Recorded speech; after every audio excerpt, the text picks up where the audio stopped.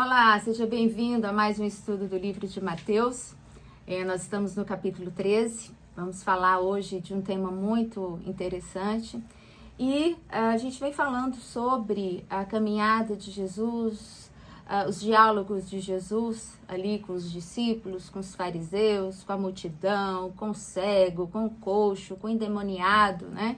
Jesus era um homem da cidade, Jesus era um homem que caminhava entre os simples, entre os marginalizados, entre aqueles que a religião muitas vezes nem queria ouvir, muito menos tocar. E Jesus vai saindo, conversando com esse pessoal.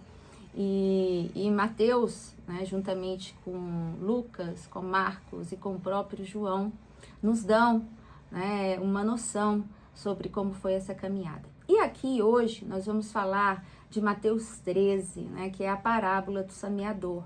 Essa mesma parábola você vai encontrar ela também em Marcos 4 e em Lucas 8, né, com algumas pequenas diferenças na linguagem, né, mas nada que comprometa esses conteúdos, né? Apesar que foram escritos por pessoas diferentes, tinham visões diferentes, né? Mas o conteúdo é muito similar. E aí, a partir do capítulo 13, a gente começa a ter uma série, né, de parábolas, outras ditas por Jesus, né?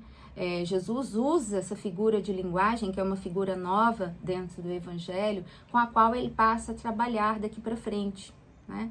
E qual é a diferença? Né? Por que ele trabalha com a parábola? O que é uma parábola? Né?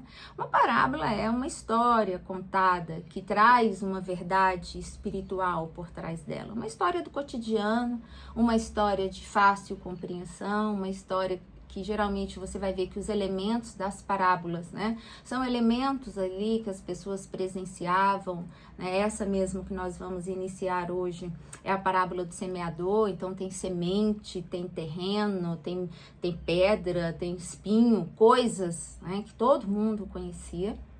E ela se torna um excelente instrumento que Jesus utiliza para ministrar, para falar ao povo, né, dos seus princípios, dos seus valores. Porque, diferentemente da lei, né, a lei, ela não permite reflexão alguma. A lei, ela fala, não toques, não fale, não coma, não isso, não aquilo, faça faça aquilo. A lei, ela é imperativa, né? Ela sempre tem esse tom imperativo que não permite a quem dela se utiliza nenhuma forma de reflexão e nem apropriação de muita coisa, né? As parábolas de Jesus, as falas de Jesus são diferentes, porque a parábola, ela permite uma flexibilidade do indivíduo. O indivíduo vai interpretar aquela história de acordo com aquilo que ele traz no seu próprio coração. Né? Se ele tem o desejo de realmente compreender ou não. Né? Então, é impossível alguém ouvir uma parábola e falar, não entendi o que ele quis dizer, né? Essa linguagem dele é muito difícil, isso não me alcançou, eu não sei ler. Não, na parábola isso não acontece. Porque na parábola, ela expressa exatamente o que Jesus quer falar e o indivíduo interpreta de acordo com a sua capacidade cognitiva, com a sua capacidade de conhecimento. Por isso que ninguém vai ser julgado por aquilo que não sabe. Todos nós seremos julgados estritamente por aquilo que nós sabemos, por aquilo que nós conseguimos discernir, por aquilo que nós compreendemos. Ah, mas eu pensei que era assim, mas não era. Ah, você vai ser julgado? Não. No fundo, o que a gente precisa compreender é que entre Deus e cada coração humano existe algo que se chama verdade, sinceridade. Eu posso até nem estar sendo sincera com as palavras com as quais eu falo, mas diante de Deus, Deus sabe quem é sincero ou não. Ele conhece os nossos corações. Né? Então, aquilo que profundamente cada um de nós se propôs já de antemão conhecer, já estará, né, patente, límpido, lúcido diante de Jesus. Ele já sabe o que está dentro do nosso coração. E é por isso é uma das justificativas, né, que Jesus utiliza as parábolas, né, essas histórias que ele vai contando, e cada peregrino que vai passando ali por ele, vai ouvindo, né, e vai entrando nesse mundo de histórias e vai se encaixando ali de alguma forma entre elas, né? A gente tem que entender, óbvio, né, que você pode se perguntar, mas a gente está falando... alguém passando, ouviu Jesus falar, mas a pessoa não sabe quem é Jesus. Óbvio que isso pode ter acontecido naturalmente, mas, como eu falei, essa pessoa não vai ser julgada por não saber. O que a gente precisa compreender, e o que é tão difícil para nós, é que a gente é julgado, e quando eu falo julgado, somos julgados por nós mesmos, sobretudo, por aquilo que nós sabemos. Sempre é assim. Né? Então, se uma pessoa ali passa por Jesus, ouve Jesus, ou vai atrás de ouvir a Jesus, ele tem uma motivação de ir atrás de Jesus. E é isso que ao longo aqui do texto nós vamos lendo, e à medida, né, que eu for lendo aqui, passando pelo texto, a gente vai compreendendo, né? Então, lá no capítulo 13, no versículo 1, tem: naquele mesmo dia, Jesus saiu de casa e assentou-se ao mar. Naquele mesmo dia, lembre-se, ele já estava, né, pregando diante dos fariseus, dos escribas, né, que estavam ali tendo um diálogo. E Jesus vai dizer que é necessário que os escribas se arrependam, né, e os fariseus também. E ali os irmãos de Jesus vêm e na passagem de João 3 vão dizer que eles até tentaram, né, prender a Jesus, porque Jesus nem sabia o que estava falando. Eles não entenderam o que Jesus falava. E aí, nesse mesmo dia, diante de toda essa situação, Jesus sai de casa e assentou-se junto ao mar. Ajuntaram-se grandes multidões ao seu redor, de sorte que entrou num barco e se assentou, enquanto toda a multidão estava em pé na praia. Então, a gente tem Jesus aqui assentado e uma multidão ao redor de Jesus. É interessante essa coisa da multidão ao redor de Jesus, né? Jesus é um homem envolto. Quase sempre que se vê falando, caminhando, tocando pessoas, ele está envolto dessas multidões. Mas ele não se deixava levar pelas multidões. As multidões não se traduzia em mérito para ele, né? As traduções não diziam se ele era aceito ou não aceito, né? Jesus não se deixava levar por isso. E aqui já a gente tem um grande ensinamento, né? Lá em João 5 ele vai dizer que para uma dessas multidões, que não necessariamente é esta, mas ele vai falar: olha, vocês vêm até mim não é por causa do milagre que eu faço. Vocês vêm até mim por causa do pão que eu multiplico. Né? O que ele quer dizer com isso? Jesus está querendo dizer com isso que grande parte da multidão de ontem e de hoje também não vão atrás de Jesus por causa das palavras que ele nos diz, por causa do bom ânimo, por causa da vida eterna e por causa de todos os princípios espirituais. Muitos continuam, né? Multidões continuam indo atrás de Jesus por causa do pão que perece, por causa de dinheiro, por causa de status, por causa de poder, né, para manipular os mais fracos, né, para manipular os incautos na fé. É esse, aliás, o alerta que Jesus nos faz, né? O que para nós, passado 2000 anos, continua com extrema pertinência.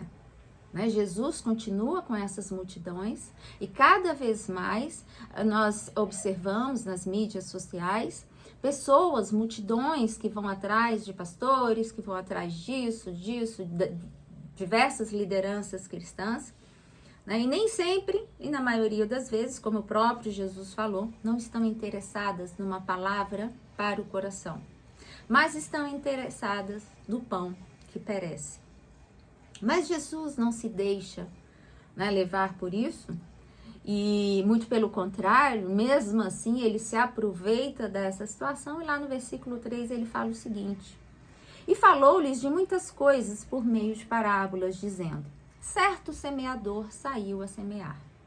Então, essa parábola do semeador é uma história de um semeador que sai a semear 4 tipos de semente. Talvez nesse vídeo eu vá ficar só na primeira semente, por causa do nosso tempo. Então, na primeira semente, né, ele fala de um semeador que saiu a jogar sementes. Então, você tem um semeador, você tem a semente. E quando semeava, parte da semente caiu à beira do caminho e vieram as aves e a comeram, né? Então, a primeira semente, ela é jogada. Essa semente caiu num terreno que não era fértil. E seres externos que existiam no mundo pegaram essa semente porque essa terra enrijecida, dura, inflexível, né, fez pouco caso do evangelho. Falou, não, essa semente não é para mim. E aí, para te ajudar a interpretar esse versículo, a gente vai lá para o versículo 19, né? Onde Jesus explica esse próprio texto. Ele vai falar: ouvindo alguém a palavra do reino e não entendendo, vem o maligno e o arrebata o que lhe foi semeado no coração. Esse é o que foi semeado à beira do caminho. Então veja, existe uma semente que Jesus nos explica que é a palavra, existe o semeador, que é o próprio Deus, e existe essa terra, esse coração, né, que não é úmido, né, como Jesus fala, manso é humilde, né, humilde vem de úmido, né, esse coração, ele não é terra fofa, né, não está preparada para receber essa palavra. Então, vem o passarinho, vem um ser externo e rouba, porque não é de interesse, né? Esse coração não se abriu para essa verdade, não está interessado nessa verdade, né? Ele até tem esse conhecimento às vezes, mas faz pouco caso dele, porque o que ele quer de fato é estar no meio da multidão muitas vezes, né? E aí esse semeador continua essa parábola, só que não vai dar para eu continuar nesse texto. Nesse vídeo, né, que ele é rápido, mas eu prometo a você que eu continuo, né, no próximo texto, mas aqui, sem dúvida nenhuma, nesse curto texto de 4 versículos, já fica um ensinamento que não é modesto, né? Conquanto o texto seja pequeno, o ensinamento não é modesto.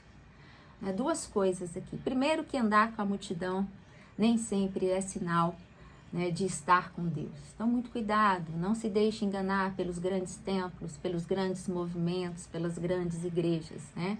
Isso não quer dizer nada se há, às vezes até usa a palavra de Deus, às vezes até falam do nome de Deus, falam de Jesus, falam a palavra, leem a palavra, mas não necessariamente esse seja o lugar onde o evangelho, de fato, seja crido, né, e seja vivido. Esse é um ponto. O segundo ponto que eu quero trazer aqui é que o semeador não força ninguém. O semeador é respeitoso. O semeador precisa de uma terra sedenta, uma terra que queira assimilar a sua palavra.